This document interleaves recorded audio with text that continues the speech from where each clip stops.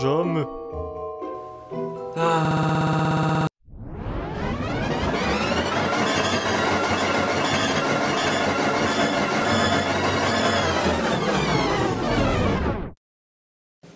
J'ai comme un goût de merde qui m'est remonté dans la bouche là, pas vous? Ah non, attends. C'est pas toi qui as dû l'assister pendant qu'il prenait ses notes. Oh ça va, hein, tes honoraires se sont vus augmenter en guise de dédommagement.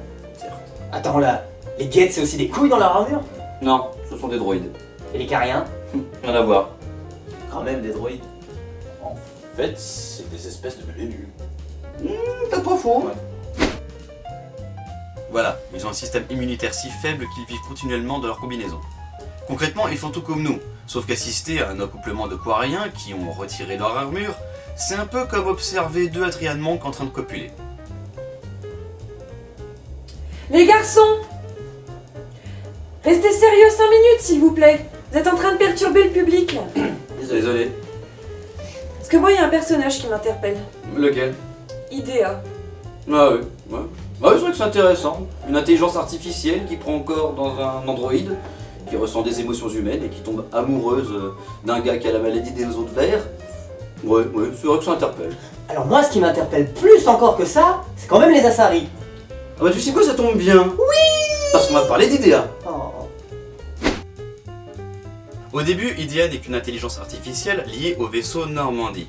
Dans Mass Effect 3, IDEA transfère ses données dans un corps synthétique récupéré par l'équipage du Normandie. Son nouveau corps est composé d'un alliage flexible qui peut se rigidifier pour protéger le corps contre les attaques physiques.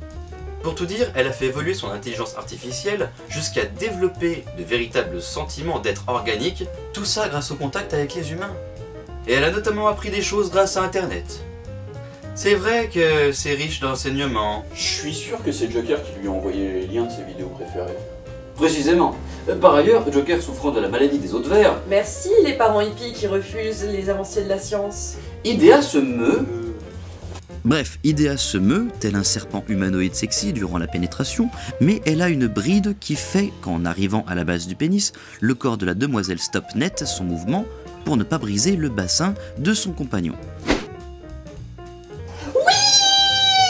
Mais qu'est-ce qui t'arrive toi? J'ai eu aucun titre. Et comment t'as fait? Lucky hein, YouTube, wink wink. Ok.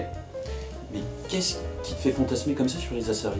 Ah écoute, je suis fasciné par ces créatures qui peuvent ainsi rentrer en osmose spirituelle avec une autre personne. C'est une super belle définition de l'amour je trouve. Ok. Et toi Lucky, t'en penses quoi? Monica Bellucci. C'est quoi le rapport? Eh ben en fait, tout le monde s'accorderait à faire d'elle un sexe symbole, alors que pour ma part, son visage me laisse pantois. Non mais Alena, quand tu vois son corps, tu peux pas dire qu'elle n'est pas friolante. Oh putain, c'est vrai.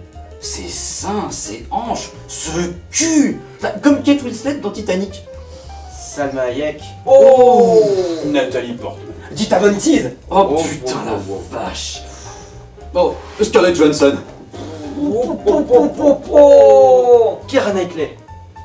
Tu sors. Messieurs, les Asari, s'il vous plaît. Michel Lamour. Plaide, s'il te plaît. Claire a encore raison. Je reprends. Donc, si Monica Bellucci bénéficiait du même don mental que les Asari, il se trouverait qu'elle se présenterait à mes yeux sous une forme parfaitement en adéquation avec mes critères féminins. Attends. T'es en train de dire que les Asari sont passés pour des bonasses galactiques, alors qu'en réalité, elles pourraient tout aussi bien ressembler à Michel Muller? Parfaitement. D'ailleurs, la supercherie ne s'arrête pas là. Bon, déjà, il est dit que les Asari sont toutes des femelles, ce qui est bien évidemment relativement faux. Il n'y a ni mâle, ni femelle.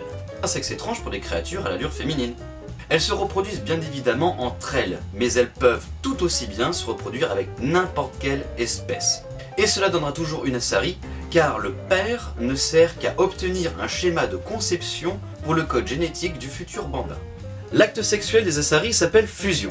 Cela se traduit par une harmonisation des systèmes nerveux des partenaires, via un échange d'impulsions électriques. Cela équivaut au massage thaïlandais avec happy ending, mais il y a un stade bien supérieur. Il s'agit de la véritable union entre une Asari et son partenaire. C'est par ce biais que l'Asari peut se reproduire en allant sélectionner en son partenaire les caractères désirés pour son enfant. Là vous dites que tout va bien, qu'une bombe sexuelle s'occupe de vous, que vous êtes proche du sommet de l'Annapurna en termes de plaisir, tout ça grâce à des impulsions électriques qui stimulent votre corps, mais la transmission des gamètes, je suis navré de vous le dire, ça ne se produit pas par l'opération du Saint-Esprit. Troll. En vérité, et ça on vous le cache bien, De son côté, l'Asari trop excitée ne peut contrôler son véritable don mental et ne peut plus apparaître aux yeux de son ou sa partenaire non Asari comme elle le fait d'ordinaire. Du coup, pour ne pas montrer sa vraie forme, par un baiser, l'Asari libère une substance hallucinogène produite par une glande située sous sa langue. Grâce à cela, la future mère plonge son partenaire dans une illusion sublime.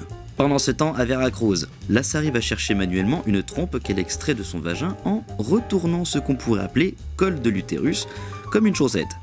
Elle glisse cette trompe dans l'anus ou le vagin de son partenaire et libère des spermatozoïdes au rôle très particulier. Ceux-ci voyagent dans le corps du père, dis-je entre guillemets, pour monter jusqu'à son cerveau et en gros scanner son intelligence que le futur enfant aura à sa naissance.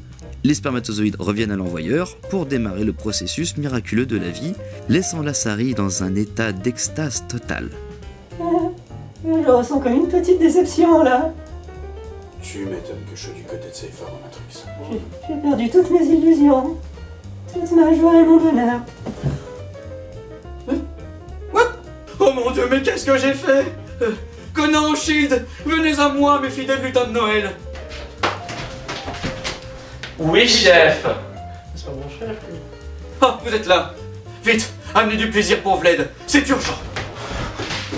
Oh bon sang, mais qu'est-ce que j'ai fait? Ça t'étonne? Il paraît que tes émissions font souvent cet effet-là. Bah oui, mais ça n'arrive jamais en vrai. Mais qu'on lui débaffe. Quoi? Qu'on lui dé... Ah, c'est- Hans Zimmer est le meilleur compositeur de tous les temps. La vache. Ah, si ça marche pas, c'est vraiment que c'est grave. Tu m'étonnes. Allume l'écran. Comment on fait? Appuie sur le bouton abruti. C'est ta mère l'abruti! Mais on a la même mère. J'ai trouvé le bouton. Mais balance le plaisir. En cet instant où la joie a quitté l'âme pure de Vled, moi, le plaisir, lui envoie toute la puissance de mon souffle divin.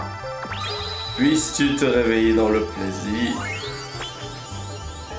Je sais pas ce qui s'est passé, mais je ressens comme... Du plaisir. Oui, le plaisir. tellement de plaisir. À mort de plaisir. C'est ça, une grande vague de plaisir. Shield, Conan, remballez le plaisir, s'il vous plaît. Je crois qu'on en a plus besoin. Oui, madame! Un jour, je me marierai avec la madame. Ah, je pourrais tenter mieux. Si tu veux. Bon, et maintenant que tout est dit, ou presque, qu'en dites-vous mes amis? Ça va, j'ai appris plusieurs jolies choses et d'autres plutôt moches. En fait, je suis plutôt content qu'on ait passé le réveillon chacun chez soi. Parce que là, sur les velus, je suis pas sûr que ma bûche soit restée dans mon estomac. Moi, j'ai trouvé ça mignon. Ça va, c'était pas sale. Sur cette conclusion mes chers amis, il ne nous reste plus qu'à vous souhaiter à tous de bonnes fêtes de fin d'année. On se revoit à la rentrée. Ciao. Coupé. C'est bon, c'est fini là? Ouais. Tu m'as Oh, je vais pouvoir pisser. Ok, on l'a, c'est bon.